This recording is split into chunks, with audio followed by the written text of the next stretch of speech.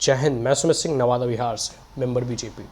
देखिए, नवादा लोकसभा क्षेत्र के बारे में कई लोग जो है कई तरह के जो है कशा मतलब लगा रहे थे कि आंकड़े लगा रहे थे कि ये लीडर खड़ा होगा, वो लीडर खड़ा होगा। मैं नाम नहीं लूँगा, लेकिन खास करके एनडीए की मैं बात कर रहा हूँ। स्पेसिफिकली एनडीए में जैसे बीजेपी है, जदयू है, या फिर एलजेपी रामविलास पासवान या चिराग का जो खेमे था, चिराग पासवान की जो खेमा था, या फिर कह सकते हो कि हम पार्टी हो गई। तो इन सभी प्रत्याशियों को लेकर जो है कयास लगाए जा रहे थे कि इस बार नवादा का लोकसभा प्रत्याशी कौन होगा, या फिर जो कह सकते हो कि कई लोग जो है मैं यहाँ नाम लेना उचित नहीं समझता, कई लोगों के बारे में जो है अफवाहें उड़ाई जा रही थी। लेकिन एक बात आपको याद होगा कि विगत कुछ दिन पहले जब हिसुआ में महारैली हुआ था, जिसमें कि हमारे गृह मंत्री अमित भाई शाह जी जो है वहाँ उपस्थित हुए थे, और उन्होंने उसी वक्त जो है कहा था कि इस बार नवादा का जो प्रत्याशी होगा वो बीजेपी का कैंडिडेट होगा। क्योंकि पिछली बार देखोगे तो लोक जनशक्ति पार्टी के कैंडिडेट थे चंदन सिंह, हालांकि वो एनडीए घटक में ही थे, ये बात सर्वविदित है। लेकिन इस बार नवादा की सीटें जो है बीजेपी अपने पास रखी है, और कह सकते हो कि आप इसकी घोषणा ऑलरेडी वो कर चुके थे। तो जो भी जिनको भी ऐसा लग रहा था कि कह सकते हो ना कि दूसरे खेमे में जाएगी, या फिर कह सकते हो कोई और प्रत्याशी को उतारा जाएगा, वो ऐसा नहीं है।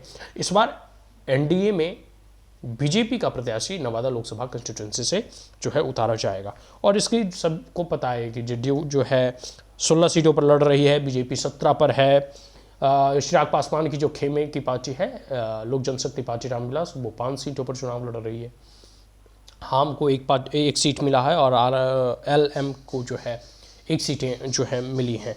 और बिहार प्रभारी जो है विनोद तावड़े जी जो है स्पष्ट तौर पे जो है सभी चीज़ों को जो है वो रख चुके हैं, और कौन कौन सीटों पर किस किस पार्टी का प्रत्याशी उतारा जाएगा इसका भी ऑलरेडी वर्णन किया जा चुका है। क्योंकि हम नवादा से हैं तो हमको पूर्ण विश्वास था कि अगर गृहमंत्री कुछ कह रहे हैं, अगर मतलब कह सकते हो कि पूर्व अध्यक्ष भी रहे हैं अमित भाई शाह, तो अगर वो कुछ कह रहे हैं कि नवादा से बीजेपी का कैंडिडेट होगा, तो इन द सेंस कि वो कह सकते हैं कि शब्द का मायने होता है, बहुत मैटर करता है। तो ये चीज़ें हमें पहले से ही पता थी। अभी आने वाले समय में 1-2 दिन में ये भी क्लियर हो जाएगा कौन प्रत्याशी उतारा जाएगा। इस सारी चीज़ों का हम लोग आगे विश्लेषण करेंगे।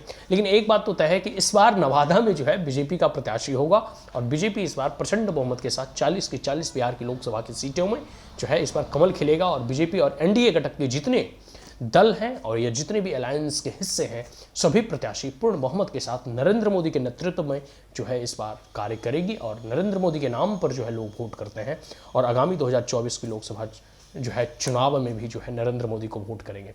तो इसके लिए जो है हम पहले से ही जो है निश्चिंत थे कि इस बार तो बीजेपी का प्रत्याशी ही नवादा का जो है कह सकते हो लोकसभा क्षेत्र का प्रत्याशी बनेगा। तो आने वाले समय में देखिए हम और जो है सारी चीज़ें अपने, क्योंकि हम नवादा लोकसभा से हम बिलोंग करते हैं, तो इस पर हमारी नज़र और इस पर जो हमारी दिलचस्पी है वो बहुत ही गहरी है। तो आने वाले समय में देखिए अभी इन सब चीज़ों पर हम और जो है विश्लेषण करेंगे और मूल्यांकन करेंगे। और हम हमेशा कहते हैं कि vote for Modi ji and support for Narendra Modi ji, vote for BJP and support for BJP. जय हिंद।